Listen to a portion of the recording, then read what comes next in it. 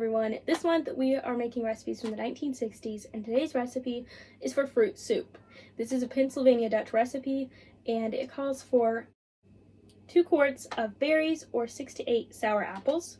I am using a mixture of blueberries and rhubarb.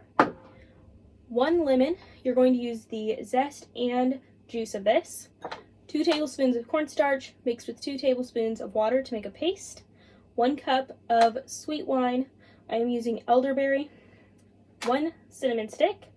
And 1 cup of sugar, as well as some water. If you are using apples, you're going to want to cut those into quarters and core them, but don't peel them. And if you are using the berries, you just need to wash those. I am going to put the fruit in a pot, and I'm going to cover this with water and cook it until it is soft. The recipe says to use boiling water. Now that the fruit is soft, I'm going to put it through this, is it a food mill? I think it's a food mill. This smells really good. I've never done a blueberry rhubarb mixture before, but it smells really good. I'm just going to pull out the chunks because a lot of liquid cooked out of this, and because we're just putting it right back into the pot, it's not really necessary to put all the liquid in the bowl. Actually going to move to here because it's splattering everywhere. Like I said.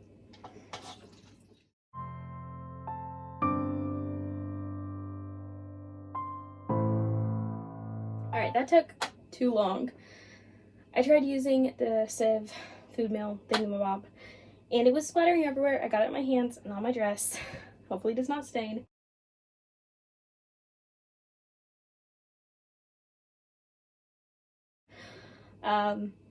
So it was just not working very well.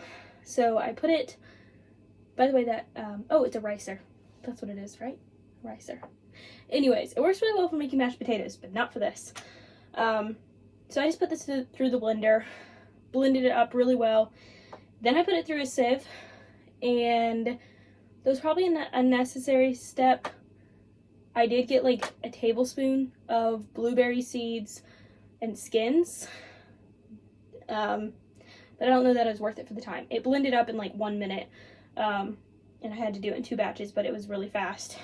Putting it through the sieve, though, took a while. So I probably wouldn't do that again, but for the sake of the video, I do think it's helpful because they did put theirs through a sieve to make it really smooth and to get out all the seeds and stuff. So that is it. Now we're going to add the cinnamon stick, the 1 cup of sugar, and this is already really thick after I blended it up. The sweet wine,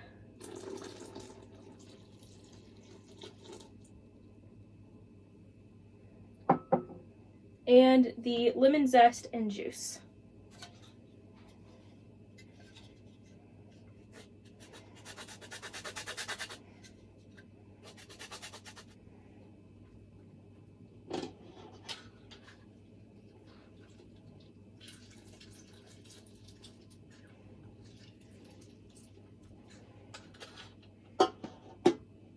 Alright, so I'm going to bring this to a boil, and then I'm going to add our cornstarch and water mixture and cook until it's thick.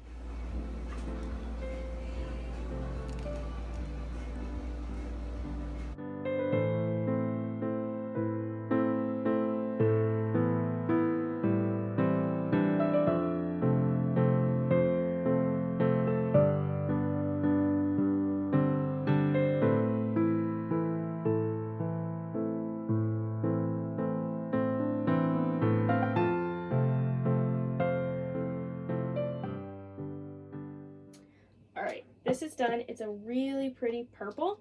It didn't get as thick as I expected, but it's been cooking for a while and I'm pretty sure it's gotten as thick as it's going to be. So I'm going to dish some of this up. I have these really cute 60s Pyrex dishes.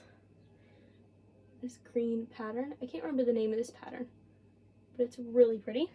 And I'm going to try some now while it's hot, and then again when it's cold, because the recipe said you can serve it both ways.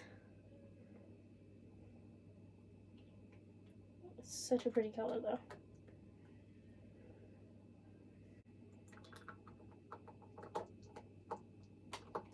Alright, and that is it. It's such a beautiful color. I want to try this with other fruits now, and I'm really excited to try it. So let's try it.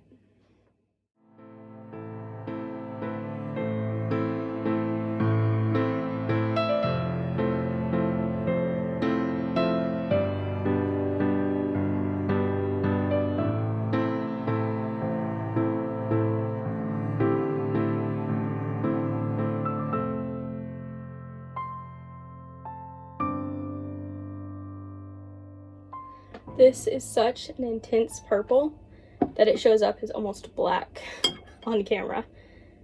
It's really pretty though. So I'm going to try this.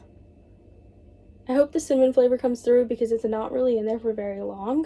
So I hope you can taste that because I think that'll be really good.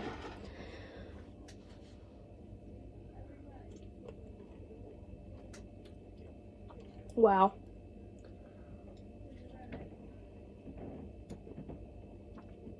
So I expect this to be good, but this is really, really good. So it's a really strong blueberry rhubarb flavor, mostly blueberry. Then you definitely taste the lemon and to the just a hint of cinnamon at the end, and it is really, really good. And the sweetness level on this is perfect. Okay, I'm really happy with how this turned out, and I can't wait to try this cold tomorrow.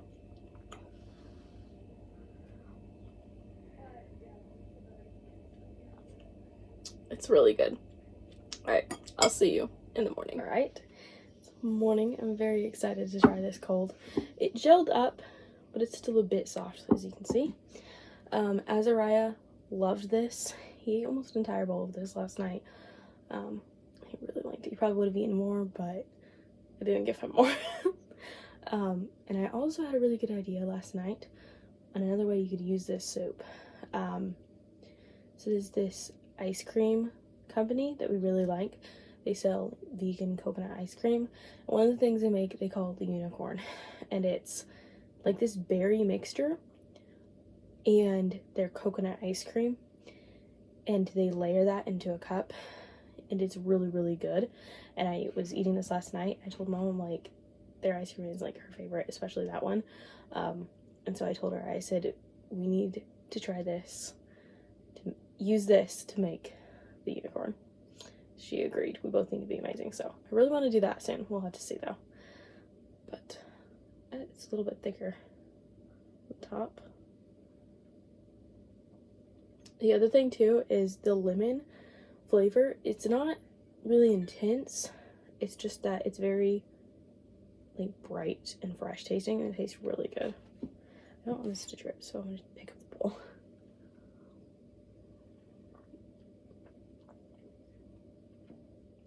I think I prefer it warm. Cold, it's really nice because, you know, it's cold and it's summertime. But for flavor, I think it tastes best warm. This is just really yummy. I really like it.